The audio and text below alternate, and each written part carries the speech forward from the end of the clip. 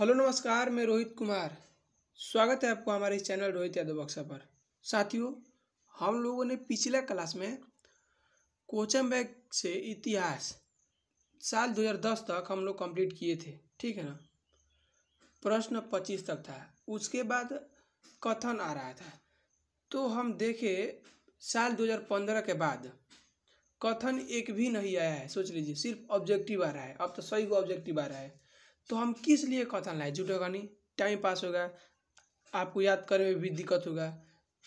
जो आएगा परीक्षा में वही पढ़िए। सिर्फ ऑब्जेक्टिव आएगा तो ऑब्जेक्टिव कीजिए, कथन नहीं आएगा कथन नहीं पढ़ना है, ठीक है ना।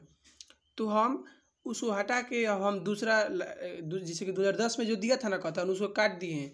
2011 से हम मतलब कि लाए हैं, ठीक है ना। तो चलिए हम शुरू करते हैं। 2010 में 3 प्रश्न था। प्रश्न है ये जो है आपको दिख रहा है ना, सविनय अवज्ञा आंदोलन, ये प्रश्न ना है। हालांकि जैसे गद्यांश होता है ना, गद्यांश पढ़िए उसके बाद जो क्वेश्चन दे उसको भरिए, तो ऐसा ही था। तो हम गद्यांश नहीं लिख के लाए हैं, डायरेक्ट क्वेश्चन लिख के लाए हैं। यह क्वेश्चन आपको रिपीट करेगा, ठीक है ना, बाद में करेगा, अभी नहीं करेगा। तो चलिए हम लोग शुरू करते हैं। प्रश्न हमारा पहला बोला है कि सविनय अवज्ञा आंदोलन का आरंभ किसने किया? आपके सामने पहला ऑप्शन है गांधी जी, बी जवाहरलाल नेहरू, सी मौलाना अब्दुल कलाम आजाद, डी सुभाष चंद्र बोस। साथियों, सविनय अवज्ञा आंदोलन का आरंभ किसने किया था? हमारे आंसर होगा option number A, Mahatma Gandhi. प्रश्न हमारा है दूसरा, बोल है कि सविनय अवज्ञा आंदोलन का आरंभ कब हुआ? आपके सामने पहला ऑप्शन है 10 मार्च 1931, बी 12 मार्च 1930, सी 12 मार्च 1932, डी 12 मार्च 1929। साथियों, सविनय अवज्ञा आंदोलन का आरंभ कब हुआ था? ऑप्शन नंबर बी 12 मार्च 1930। प्रश्न हमारा है तीसरा, बोल रहा है कि दांडी मार्च के साथ किस आंदोलन का आरंभ हुआ? आपके सामने पहला ऑप्शन है भारत छोड़ो आंदोलन, बी असहयोग आंदोलन, सी सविनय अवज्ञा आंदोलन, डी गृह शासन आंदोलन। साथियों, हमारा ऑप्शन नंबर सी होगा, सविनय अवज्ञा आंदोलन।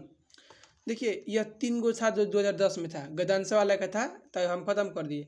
अब 2011 में, ठीक है ना। 2011 का प्रश्न ऑब्जेक्टिव का पहला आया है। बोल है कि त्रिपिटक साहित्य प्रसिद्ध है। आपको पता है कि प्रश्न रिपीट कर रहा है, पिछले हम 9 में देखिएगा, आपको ये आएगा, ठीक है ना। त्रिपिटक साहित्य प्रसिद्ध है किसका है भाई साहब? ऑप्शन नंबर ए जैन धर्म का, बी बौद्ध धर्म का, सी शैव धर्म का, डी वैष्णव धर्म का। साथियों, त्रिपिटक साहित्य किसका? ऑप्शन नंबर बी बौद्ध धर्म का। यही ऑप्शन है और यही क्वेश्चन एकदम सेम टू सेम आया है। देखिए रिपीट किया है ना, ये 2009 में देखिएगा, जाके 2009 का जो ऑब्जेक्टिव बनाया ना उसमें देख लीजिएगा, आया हुआ। प्रश्न हमारा है दूसरा प्रश्न है, बोल रहा है कि देखिए ये भी आया है प्रश्न, कनिष्क का राज्यारोहण हुआ था। आपके सामने ऑप्शन नंबर ए 48 ईस्वी में, बी 78 ईस्वी में, सी 88 ईस्वी में, डी 98 ईस्वी में। साथियों, कनिष्क का राज्यारोहण हुआ था ऑप्शन नंबर बी 78 ईस्वी में, ठीक है ना।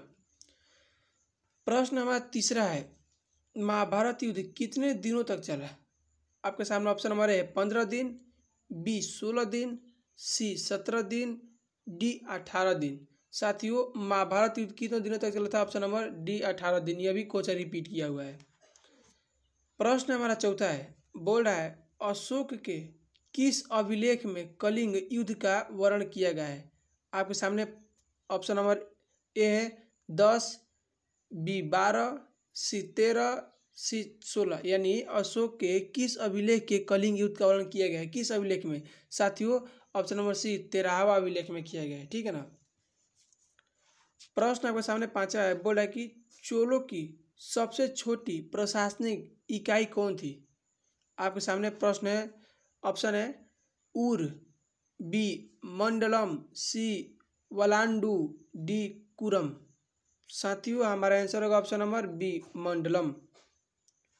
प्रश्न सेकंड है, बोल रहा है कि राज तरंगिणी के लेखक कौन थे? आपके सामने ऑप्शन है Patanjali, B Badbhatt, C Vishakha Datta, D Kalhan. साथियों, राज तरंगिणी के लेखक कौन से? Option number D Kalhan. प्रश्न हमारा लास्ट है,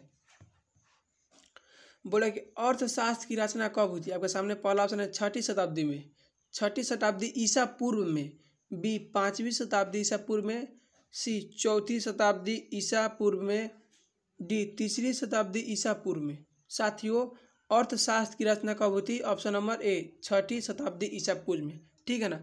आप यह बताइएगा कि अर्थशास्त्र किसने लिखा था कमेंट में। आगे क्लास होगा कल।